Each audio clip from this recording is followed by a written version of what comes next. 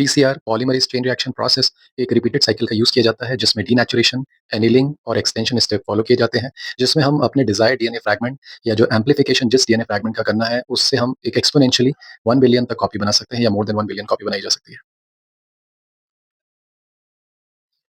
एक typical PCR में कुछ कंपोनेंट यूज़ किए जाते हैं जिसमें एक टेम्पलेट डीएनए स्ट्रैंड जिसका एम्प्लीफिकेशन किया जाना है, टारगेटेड डीएनए सीक्वेंसेस भी कह सकते हैं। इस प्रोसेस में एक सेट ऑफ प्राइमर का यूज़ करते हैं जो फॉरवर्ड एंड रिवर्स प्राइमर। इस प्रोसेस में डीएनए पॉलीमरेज़ नाम के एंजाइम का या टैग पॉलीमरेज़ एंजाइम जिसको एक्सट्रैक्ट करते हैं बैक्टीरिया कॉल्ड थर्मस एक्वाटिकस। इसमें रिएक्शन बफर एंड डीएनटीपी को हम यूज़ कर सकते हैं act as a building block ATGC rich.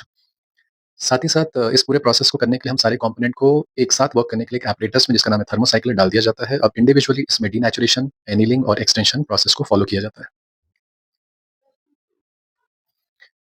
साथ-साथ जो टेम्पलेट हमने डाला है उसकी कंपोज़िशन, टेम्पलेट की लेंथ ये डिसाइड करते हैं कि किस टाइप का डीएनए पॉलीमरेज़ एंजाइम यूज़ करना है। इसके अलावा साइक्लिक कंडीशन भी एक मायने रखती है इस पूरे प्रोसेस के लिए। साइक्लिक कंडीशन मतलब जिस साइक्लिक कंडीशन में सारा प्रोसेस होना है जिसमें टेम्पलेट जीसी रिच भी टेम्पलेट हो सकते हैं, एटी रिच भी हो सकते हैं। इसके अलावा कभी लॉन्ग टेम्पलेट भी डिज़ाइन किए जाते हैं। ये सारे फैक्टर प्राइमर डिज़ाइनिंग में हेल्प कर सकते हैं और प्राइमर एनीलिंग प्रोसेस का एक मेन भाग है।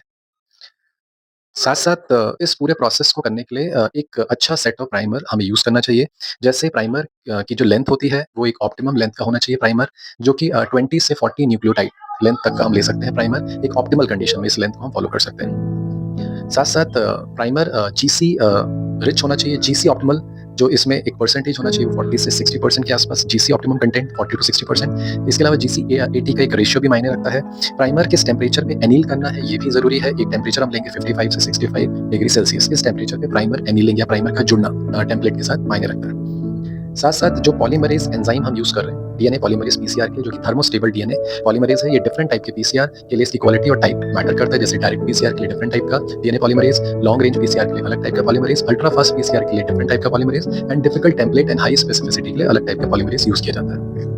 साथ-साथ डीएनटीपी और ऑप्शनल एडिटिव यूज़ कर सकते हैं हम अलग-अलग कंसंट्रेशन के, जो कि बिल्डिंग ब्लॉक्स होते हैं आपके न्यू डीएनए स्ट्रैंड को फॉर्मेशन करने के लिए। जो एडिशनल एडिटिव इसमें यूज़ किए जाते हैं, जिसमें डीएमएसओ है, जिसमें आपका ग्लाइसिन है, इसमें डिफरेंट टाइप के केमिकल यूज़ किए जाते हैं, जो कि पीसीआर की एफिशिएंसी को बूस्ट करते हैं। तो इसमें कुछ नाम एडिटिव के जो इस प्रोसेस में लिए जाते हैं, बिटेन है, बीएसए है, डीएमएसओ है, ग्लिसरॉल है, स्पर्मेडिन है, जिलेटिन है, दीज़ ऑल आर एडिटिव्स।